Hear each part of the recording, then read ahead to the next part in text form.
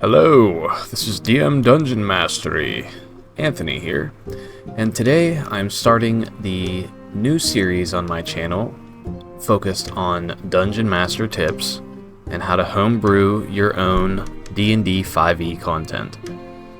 Today's episode is going to be focused on the D&D 5e Statblock generator that you see me use in my Creatures But Better series. I'm going to be doing just a step-by-step tutorial on how to use the website, how to make your own monster. We're going to start off here real slow and simple. I'm going to do it step-by-step. The link is in the description, so you can do it with me if you want to make your own monster. So, first things first, we're going to go to the website. Now that we're here on the Statblock generator website, you're going to see a lot of green buttons, a lot of save stat block, load stat block, printable block, view image, view markdown, save clash data. This is the stat block that is currently made. This is a default stat block, but if you open up this drop down menu here, you have monster presets. This has all the monsters from the standard rule set that isn't copyrighted, I suppose, by Wizards of the Coast. So there's some creatures that are missing, so sometimes if you look for a creature and you don't see it on here, that's why. It's because it's not, I guess it's not allowed. It's probably a copyright reason, but you'll have to make your own version. But they do have some creatures from the Kobold Press books. If you scroll down through here, it's a little bit of a pain because there's no search function, unfortunately, but yeah, we have a lot of pre-made things that we can work with if you need to start off with just a pre-made monster. What I'm going to be doing today to show you how to make your own custom monsters, I'm going to be making a zombie goblin. I'm going to turn a goblin into a zombie. But before I do that, we're going to have to learn how to use the website. So let's get into step 1. Alright, so in order to save the stat block to your computer, the actual image of the stat block, you hit view image and that will download the stat block to your computer. This is the save stat block, is you save the data of the stat block so you can load it back up later on and make changes if you want to. So you'll see in my Creatures But Better series, I have essentially the file for you to load my monster onto the website for you to make your own changes. So you'll see here there's a button down here that says 1 column or 2 columns. In order for you to see any changes on here, you always have to click this update stat block button. So if I do 2 columns, which is what I usually do, so the stat block's not incredibly long, I space it out with 2 columns. We'll keep it on 1 column for now, though. As we scroll down here, this is the stat block style, so if you want to change how it looks, they have some pretty nice little presets for you here. If you're kind of sick of the regular old D&D font, I'm going to leave it on the default. Here's how you change the name of the creature. Now we're gonna do this here right now, since I already decided what creature I was gonna make. We're gonna do zombie goblin. We'll hit update and you can see the name has changed to zombie goblin on the stat block. We are going to see here the size category of the creature. You can go all the way up to gargantuan. This also determines the denomination of the hit die that the creature uses, because it's going off of the Dungeon Master rules for creating a custom monster. So you can lower the hit die, raise the hit die, and remember, you're not going to see any changes until you hit update stat block. So you can see it just updated there. So we have the size category, the type. We're going to put undead because we're making a zombie. And then we're going to put a tag for goblin, just so we know that it is an undead goblin, even though it says it in the name. I am a bit of a stickler, and I like to make my stat blocks look as close to a proper stat block as you possibly can. Alignment, we're going to put neutral, evil, just like so. And we come down here to the speed. Now I'm looking on D&D Beyond. If I pull my other screen down here, I'm looking at a goblin stat block on my other monitor, and I'm also looking at a zombie stat block on my other monitor, and I'm going to try to combine the two together. So you could go online and just look up what a goblin stat block is and what a zombie stat block is to try to combine the two together. So continuing on here, we have the armor type. This is how you set the armor of the monster. Now zombies don't wear armor, but goblins do. So what I actually would like to do here is I'm going to lower the hit die down to goblin levels, and we're going to make sure it's a small creature. So we got a whopping 7 hit points for the zombie goblin. Now our zombie goblin, we'll say, had some leather armor on when it got turned into a zombie. So we're going to give him leather armor here under armor type, and it goes all the way out the plate. And if you want to make your own custom armor type, so I don't know, if you want to say he's wearing bone armor, you would put like a 15, and then in parentheses you would put bone armor. That's typically how you'll see stat blocks show special armor types, but I'm just going to go with leather armor because that is what they wear in their stat block, as you can see. So continuing on down to the next section of this part of the video, where we go to the speed and the ability scores. Alright, here we are with the speed and ability scores. So zombies are slow, but goblins move at a normal 30-foot movement speed. So I'm going to meet them in the middle, and zombies move at a 20-foot speed. I'm going to say he lost a little bit of speed with becoming undead, so I'm going to set his speed to 25.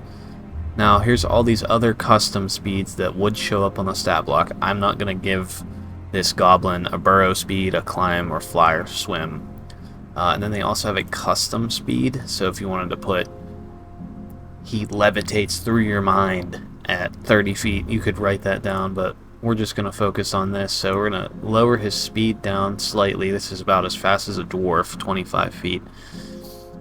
And here's where we're going to have to do some theory crafting, because a goblin has higher dexterity but low strength, while a zombie has higher strength and lower dexterity. So I think I'm going to meet him in the middle and say this zombie has lower strength but not as low dexterity. So we'll say the zombie has 6 dex, so we'll put 8. Because, you know, becoming undead, you're not as nimble as you once were. But we'll keep the strength at a 9. You know what? We'll say it becomes a 10 because it's the shambling undead part of them that is strong. Now, a goblin's con is low, but because he's undead, I think this would make sense to make his con a little higher. So probably a weaker version of a zombie. Zombies aren't very smart, so we'll put this down to 3. They're not very wise because they are not alive. And then we'll put the charisma really low. Charismas are actually already low on goblins, so we'll even make this lower. We'll put this down to a 3. So you can now see all the stat blocks updated here. This is definitely going to be a weaker version of a zombie, but this could be a horde monster, so you can have a bunch of these go after level 1 characters versus, you know, a bunch of zombies going after level 1 characters could actually be a little scary. Now the CR, you have to kind of learn how to pick a CR with experience. A normal zombies challenge rating is 1/4, so we're gonna go even lower and say this is a 1/8. So it's worth 25 XP per slayed goblin. They can speak. Oh, hold on, wait a minute. I skipped the saving throws. So they used to have a stealth proficiency, That's where you would add that would be right here. You would say proficient, but you can also add expertise if you wanted to, and that doubles the proficiency bonus added onto the skill check. But we're not going to do that because goblins that are undead are not stealthy anymore. They shamble around and they groan and moan as they walk. So we're looking like we don't have any saving throw proficiencies. Now you could add one of these if you would like to. I'm not going to. I'm going to try to make a really low level zombie, which, as I'm looking here, we will go to condition immunities. They cannot be poisoned anymore. They don't have an immune system that could be poisoned, so they're going to be immune to poisoned. So this is the conditioned, so they cannot be poisoned. And then we want to go to the damage types here and choose poison, make them immune. We'll update, make sure it's updating. Here we go. They cannot be poisoned. They are immune to poison damage. So, languages. Now they don't speak any languages, but they understand the language that they did in life. So they understand Goblin. And they also would understand Common, because a Goblin speaks Common and Goblin. So updating that there, we got that set out. Coming down here, we're going to get into the next section, which will be the vision, and then we will be moving into the actions, abilities, traits, reactions. Looking over the stat block more, I realize zombies do have a saving throw proficiency in wisdom, so we'll give the goblin a hand. We'll throw him a bone, if you will, throw him some brains, give him a wisdom saving throw, which is only a whopping +0 because they have such a low wisdom score as it is. So we go to the visions, the different types of visions. We have tremor sense, dark vision, blind sight, true sight. Goblins and zombies have a 60-foot dark vision, so we're going to give him a 60-foot range for that. I set the challenge rating to 1/8. Here is a little thing.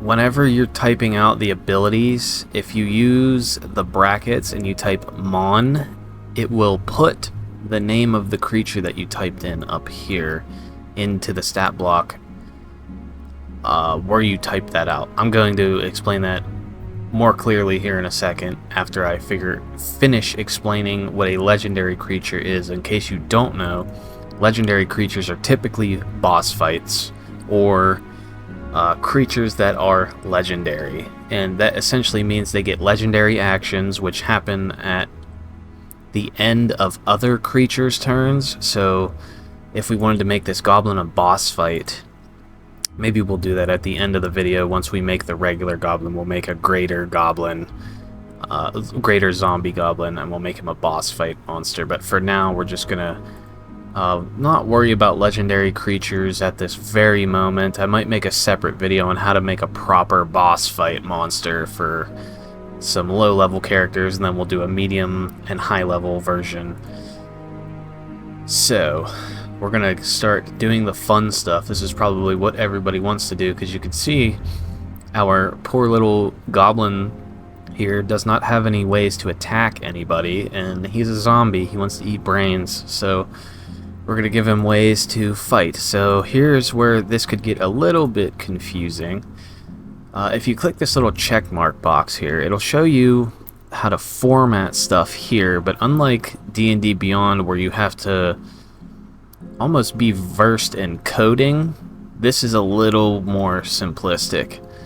So it tells you when you type this out literally, or you can copy and paste it, it'll show up. So we'll just pick an ability here first. So you see you have a ton of abilities to choose from. It's a little bit overwhelming, but these are pre-made things, so you don't have to make up your own, but you can still make your own. First thing we need is Undead Fortitude, because it is a zombie. So let's see if they have Undead Fortitude on here, and if they don't, we'll have to make it ourselves, which is easy enough with the other stat block. Undead Fortitude.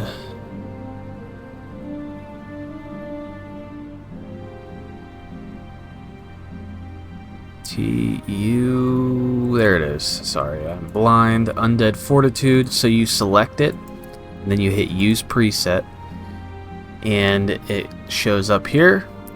And this is not an action, so this is a passive ability. The zombie doesn't use this actively as an action, so you add ability. If you added it as an action, it would not make sense. So I'm going to do it just as an example. So you can see here, once we hit add, we come down to the very bottom here, and it shows up what you have added. So if I accidentally added something as the action, it can say action, which means the zombie would have to use this as an action, which wouldn't make sense because it's not an active ability. It's a passive ability that zombies get. So we're going to delete that with the little X here.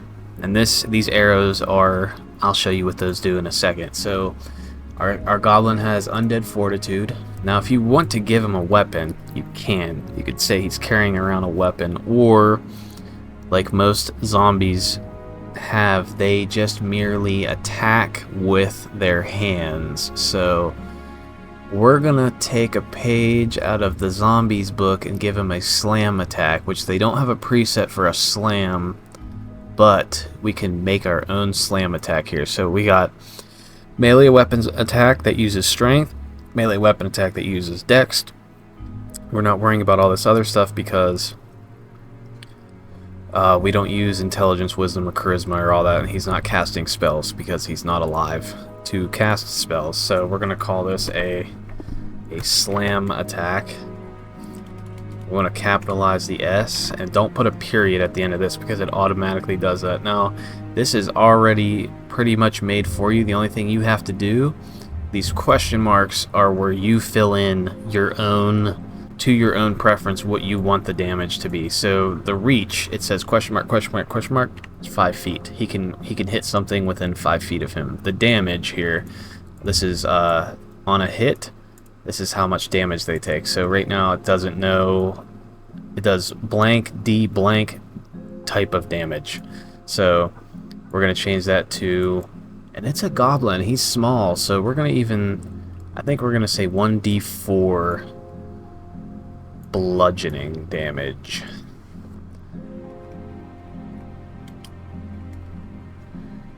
(1d4) bludgeoning damage. And you'll see, if you have this bracket here like this, it'll auto calculate what the damage will be for you, and then it'll also give you an average. So if you're a dungeon master that likes to use the average to speed combat up, it actually does that for you. It's pretty cool. So we're gonna hit add action here. So now our goblin has a slam attack, and bam, look at that, shows up on there. It already calculates the 2-hit modifier. We put the reach in, it says on a hit it does 2 damage or 1d4 bludgeoning damage. Now the cool thing about this is, like, let's say you want to make this goblin a little bit stronger. If you increase the challenge rating, it'll increase the proficiency score here, as you can see. So if we made this a randomly, just as a silly thing, we made it a CR 30 goblin, it changes the proficiency bonus to +9. If we come back up here and look and hit update, it actually changes the to hit modifier, so it updates it for you, as long as you make sure you made your own custom attack in there, because the pre-made things are just set to whatever the default monsters to hit would be, not taking into account that you can change it. So just know that you can do that, and it will update the stat block for you. So we're going to put it back down to 1/8. So right now we're starting to fill out our zombie goblin here. This is essentially just a reskin of the zombie. So we got a goblin that has slightly more hit points, so they're slightly harder to put down, being that they're undead. It has a slam attack. Let's say I want him to be holding a weapon. I want him to be swinging with the weapon that he had in life. And if I look at the goblin artwork here from D&D Beyond, they hold what looks to be a mace, or yeah, I think it's a mace. So we're gonna pick a mace down here. We're gonna go down to the weapons at the very bottom here. I'm gonna look for a mace, So we have the mace selected, use preset, pops up here. It already has everything set up for the mace because this is a pre-made weapon going off of the rules. Add action. So now our zombie goblins have a mace attack, and remember, if you want to have it 2 columns, you can do this, and this is what my stat blocks tend to look like.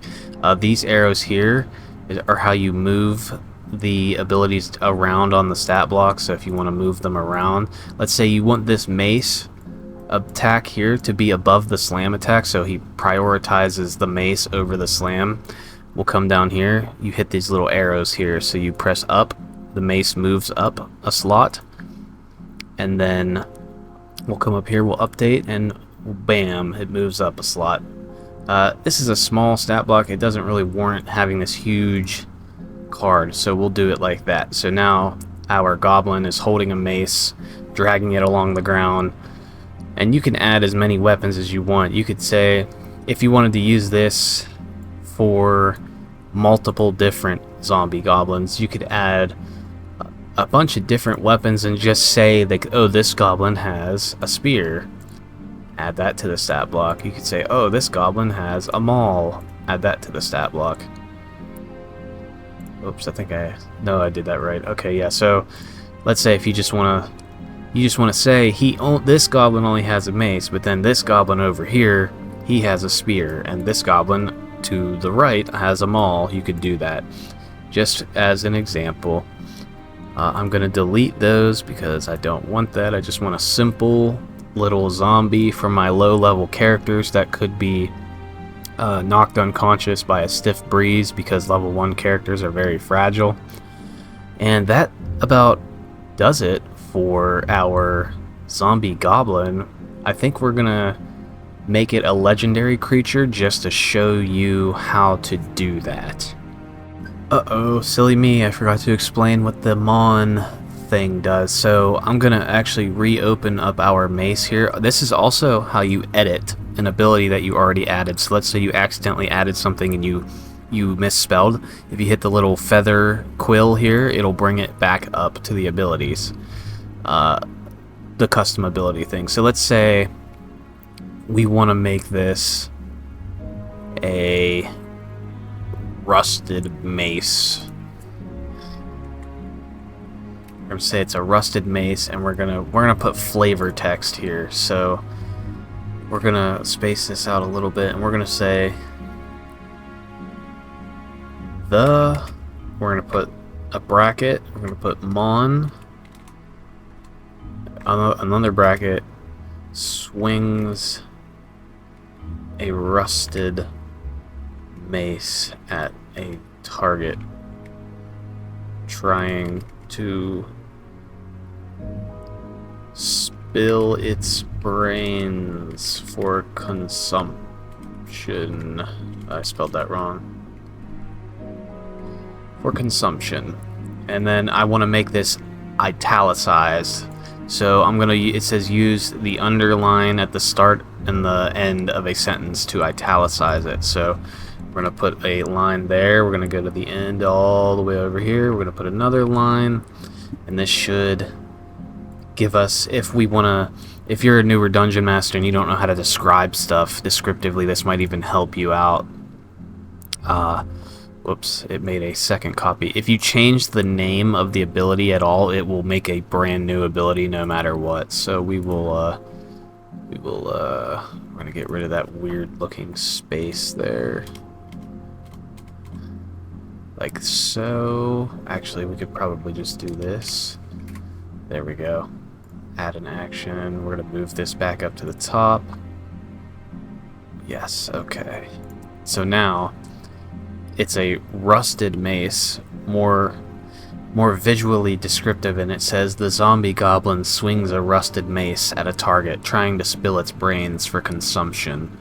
And then it's just the regular melee attack +2 to hit. Now, if you're a veteran dungeon master, obviously you really don't need flavor text for a weapon attack, but I like to do it sometimes for special abilities, just so it gives me a reminder of how the creature is using that weapon.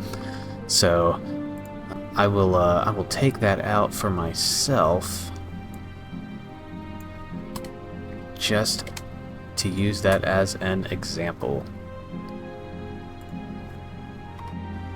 Alright, so we have our goblin here, and I want to save the stat block because I want to be able to edit it. Let's say somewhere down the line, 100 sessions from now, my higher level players are going to be fighting this goblin zombie, and I need to be able to change his damage to proportionally be able to actually do something to damage them. So I save the stat block. That's like the memory card part. And then we're going to hit view image to download it to our computer. So now if I open up my files here, you'll see that it is saved to my computer. And they also have a way, if you are a person that likes to print your stat blocks out, if you still play on tabletop like a Giga Chad, you can do Printable Block, and that'll open up a new screen where it puts the stat block on a little blank sheet where you can copy it, and then you can cut it out and make your own creature stat card, which is really nice to do. I actually recommend that instead of flipping through a book or using your phone on D&D Beyond. It's just a lot more visually stimulating and appealing to have a little card. Okay, everybody, and that, I believe, is going to conclude our video on how to use the D&D 5e stat block maker so you can make your own creature cards, and essentially the world is yours on this app. I use this nearly every day when I'm working on Dungeons and Dragons stuff for my players. I'm constantly making creatures, especially for my videos. I like to edit the giants and all my other monsters that I've made so far, which also, that's going to lead me to plug my other videos. If you like creature stat blocks that are homebrewed, go check out my Creatures But Better series and watch some of those because they're really fun, and I like to go through and describe why I chose an ability and for what reason and why it's lorefully friendly and other things like that. Remember to like the video if you liked it, subscribe if you would like to see more of my D&D content, and ring that bell of warning. The goblins are here! They come, my lord! The goblins! The zombie goblins!